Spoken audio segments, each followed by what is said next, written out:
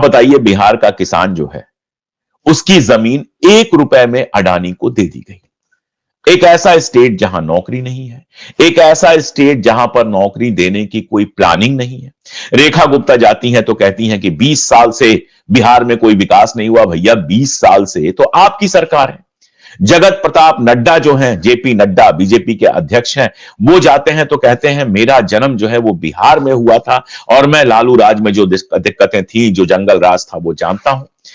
नड्डा साहब लालू राज आने से 30 साल पहले पैदा हुए थे और जिस समय लालू राज आया था उस समय वो हिमाचल में रह रहे थे।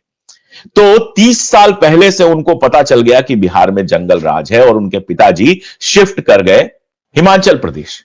30 साल पहले उनके पिताजी को सपना आया था कि जंगल राज आ रहा है लालू का, और वही घटनाएं लालू जी के समय हो रही थी तो वो जंगल राज था।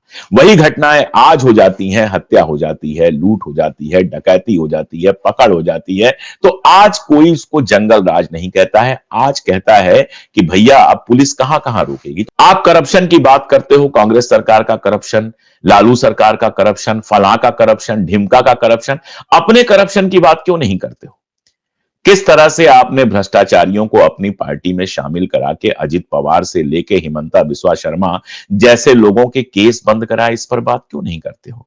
बिहार में मैंने पूरा डिटेल एक वीडियो बनाया था। बिहार में जब रिपोर्ट आती है सीएजी की और वो कहती है कि करोड़ों रुपए का कोई हिसाब किताब नहीं दिया गया, तो उसकी बात क्यों नहीं होती है? किसी भी अपने भ्रष्टाचार की बात क्यों नहीं होती है? मैं बिहार के लोगों से पूछ रहा हूं कि क्या नीतीश के राज में भ्रष्टाचार खत्म हो गया है?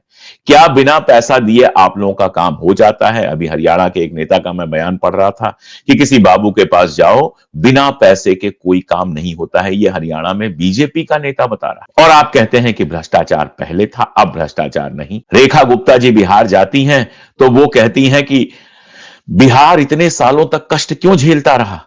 अरे भाई, 20 साल से तो आपकी और नीतीश कुमार की सरकार है। तो बताइए 20 सालों से कष्ट आप क्यों नहीं दूर कर पाए? इन 20 सालों में कष्ट लगातार क्यों बढ़ता रहा?